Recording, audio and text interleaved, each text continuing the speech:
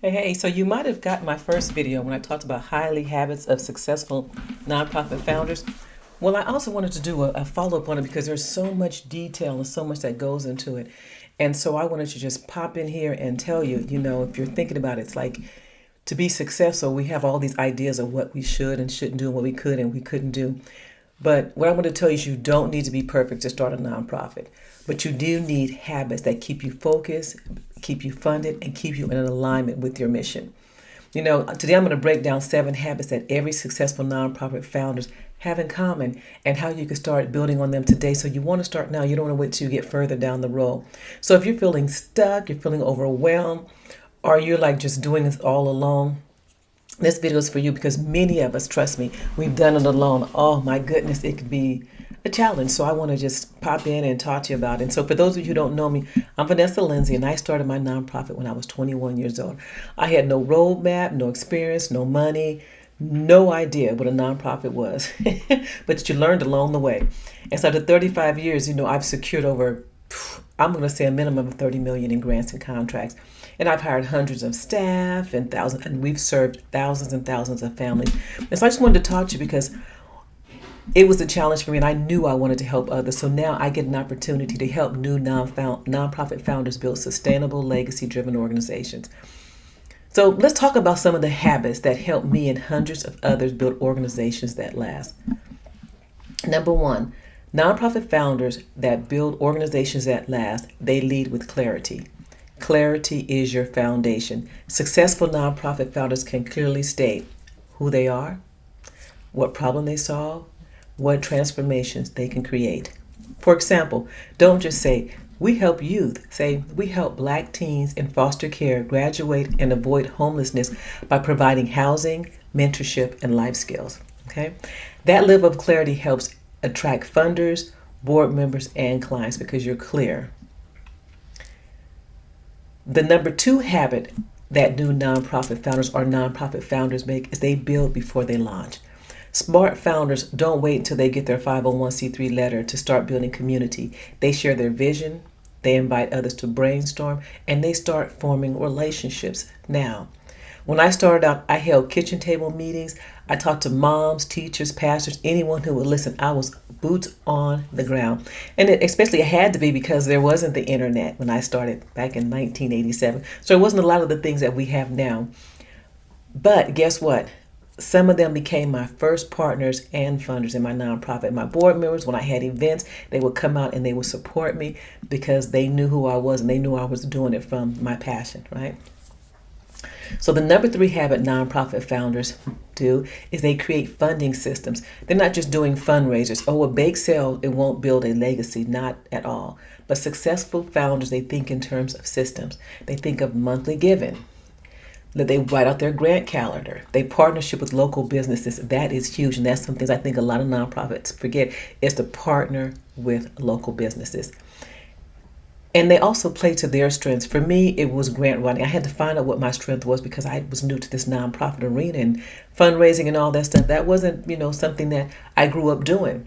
So you really had to lean into what your strengths are. So for you, it might be donor cultivation. It could be events or it could be social media. There's so many different ways to make money for your nonprofit. The number 4 habit that many nonprofit founders do, which is wonderful, is they stay visible because out of sight, out of funding. They say out of sight, out of mind. You want to stay in sight. You can't just do great work. You have to show people the impact that you're making. Go live on Facebook, post testimonials, invite people behind the scenes. You don't need to be perfect. You just need to be present. But the 5th habit that nonprofits make is they document everything. From day one, they track their income, they track their expenses, they track their results. You can use a Google Sheets, you can use Excel, you can use nonprofit tools, you can use pen and paper. If you use pen and paper, you want to make sure you get that stuff scanned and keep it on the computer because it's for longevity. But they do all kinds of things. And why do they do that? Because documentation helps you so much. They say document, document, document. If it's not in writing, it didn't happen. If you didn't hear that, you're going to hear it now. If it wasn't in writing, 9 times out of 10, they're going to say it didn't happen. And it also helps you apply for grants, give your boards to report to your board, and it helps you make smarter decisions. It helps you share with the rest of your people that you're working with. And then you know what else it does? It builds credibility. Yes, it builds credibility. The number 6 habit that nonprofit founders do is they ask for help, right? The most successful founders are not the most talented. They're the most connected and the most coachable. Because a lot of times we do this from our heart and our passion, not because we're the most talented, right? I didn't get here alone. I asked questions. I got mentors. I joined communities. I invested in learning. And I'm constantly doing that still today. So you don't need to do this alone either. You really don't. And that's one of the reasons why I created the Visionaries Building Legacy Incubator, to give new founders a place to connect and to grow. Okay.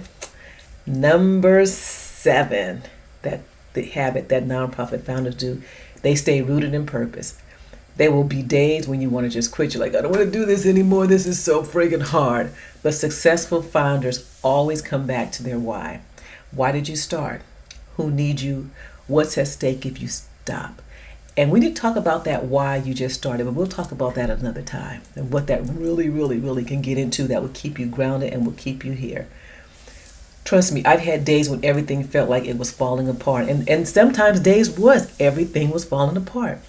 But remembering that teens we were helping, I remembered the families we were supporting. And so that kept me going. And then I remembered my why. What was my why? That's why it was so important. That's what kept me going.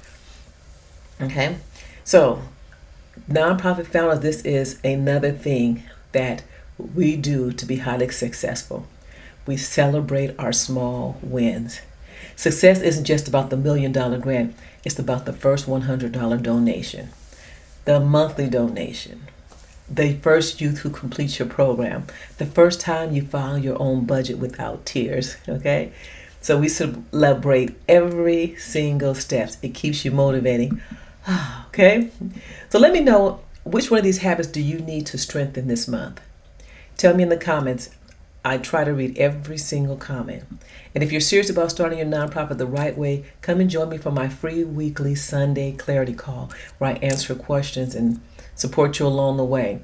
And I'll walk you through how to go from idea to launch, from concept to funding. And I'll give you some different checklists and different things along the way so you can build the nonprofit and build the legacy that you are setting out to build. Okay? So remember, if you don't know how to find me, if you can't find the link, you're like, where's the link?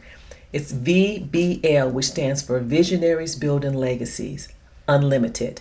VBLunlimited.net. And why is that? Because we're visionaries building legacies and we are unlimited. It's unlimited what we can do. And so what I want you to do me a favor. I want you to remember your vision matters. Let's build your nonprofit and your legacy together. All right. So it was great. Thank you for listening. And I look forward to seeing you in the future. Peace.